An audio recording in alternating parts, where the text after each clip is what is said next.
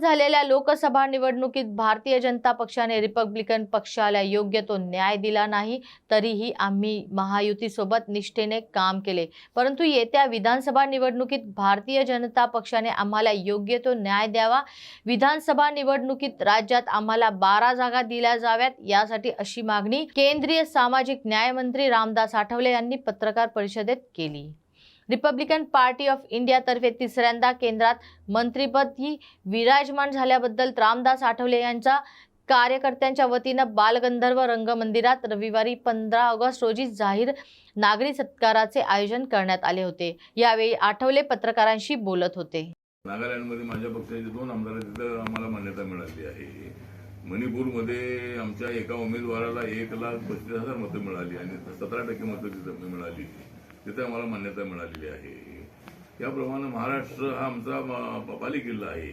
त्यामुळे महाराष्ट्रामध्ये जशा तुम्ही एवढ्या जागा लढताय त्या सगळ्या निवडून येतात असं नाही आहे। आमच्या पक्षाचाही विचार होणं अत्यंत आवश्यक आहे, पण आमच्या पक्षाकडे कानाडोळा केला जातो ही गोष्ट कार्यकर्त्यांच्या मनामध्ये ती खरी गोष्ट आहे।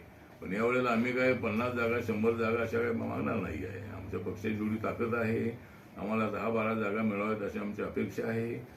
आणि पूर्वीच्या सरकारांच्या काळामध्ये मात्र आम्हाला MLC शरद पवारांच्या काळामध्ये 7-8 MLC आम्हाला मिळाल्या होत्या, पण भाजप आणि शिवसेनेसोबत आम्ही आल्यानंतर महायुतीमध्ये आम्ही आल्यानंतर आम्हाला 1 MLC मिळाली नाही।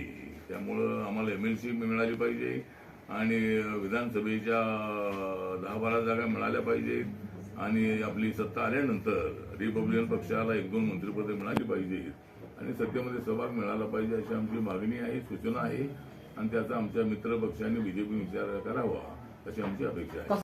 पुणे शहरामध्ये आहे त्यांनी असा कार्यक्रम ठेवलेला आहे।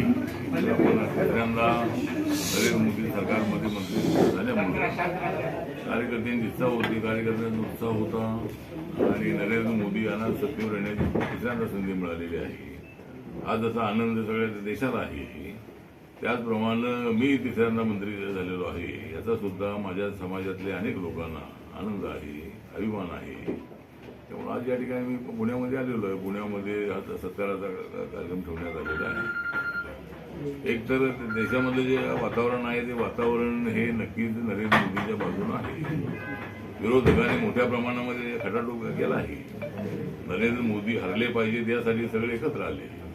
ज्या कम्युनिस्टांना सोशलिस्टांना जेलमध्ये पाठवलं होतं काँग्रेसच्या इमर्जन्सीच्या काळामध्ये इंदिरा गांधींनी, ते सगळे लोक मोदींना हरवण्यासाठी एकत्र आले आणि संविधान बदलणार आहे अशा पद्धती अफवा पसरवण्यात आल्या। आरक्षण बदललं जाणार आहे अशा पद्धतीची भूमिका लोकांच्या समोर मांडण्यात आली। ज्या लोकांनी कधी संविधानाचा आदर केला नाही त्या राहुल गांधी यांच्या पक्षाच्या वतीने सातत्यानं संविधानाचं पुस्तक लोकांना दाखवण्यात आलं आणि लोकांमध्ये भ्रमनिर्माण करण्याचा प्रयत्न करण्यात आला।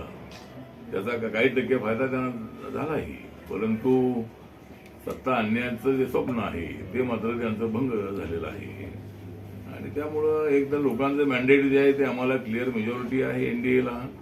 BJPला ज्या वेळेला क्लिअर मेजॉरिटी एकट्याला होती त्यावेळेला NDA सरकार म्हणूनच त्याला समजलं जायचं आणि आता NDAचं सरकार आहे, आमच्याकडे क्लिअर मेजॉरिटी आहे। त्यामुळे सरकार 5 वर्ष चालणार आहे आणि आपण पाहिलेलं आहे की या 2 महिन्याच्या काळामध्येही अत्यंत चांगले निर्णय होत आहेत। जो कर्मचाऱ्यांचा पेन्शनचा निर्णय अत्यंत चांगला निर्णय झालेला आहे।